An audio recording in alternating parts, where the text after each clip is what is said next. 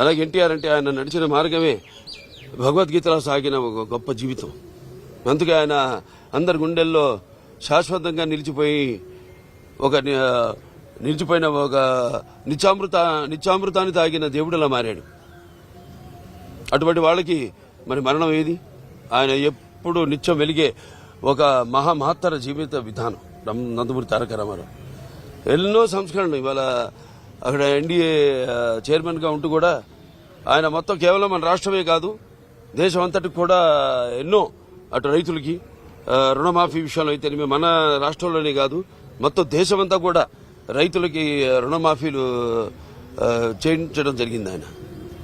అలాగే ఇక్కడ మనం చూసుకుంటే ఇక్కడ మండలాలు ఇక్కడ 330 తాలూకాలు ఉండేవి.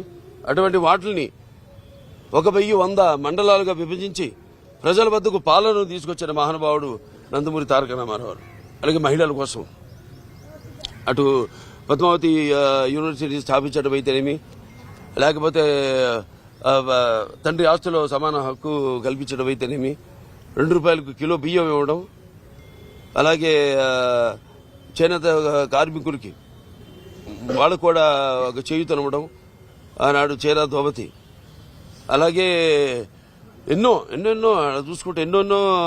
అలాగే తెలుగు గంగ అయితేనేమి, హంద్రి నివాస్ వద్దల స్రవంతి అయితేనేమి, గాలేరు నగరి అయితేనేమి, ఇవన్నీ కూడా ఆయన ఆనాడు కళలు కన్నవి.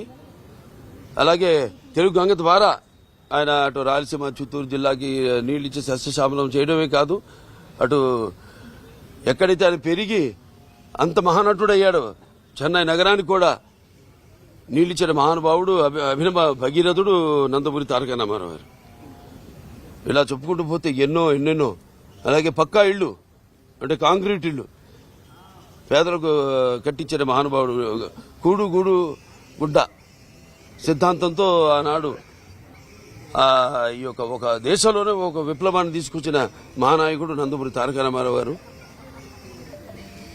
ఇప్పటికీ 29 ఏళ్ళైంది ఆయన అంటే శివైక్యమై లింగైక్యమై ఆయన పరమపదించి. అయినా ఆయన ఎక్కడికి పోలేదు.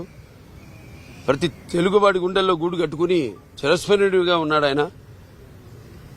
ఆయన అనుసరించి ఈనాడు ఎంతోమంది లక్షల కోట్ల మంది కార్యకర్తలు అయితేనేమి ఆయన స్ఫూర్తిగా తీసుకుని ఆనాడు ఎంతోమంది కార్యకర్తల నుంచి నాయకుల్ని తయారు చేశారు రామారావు.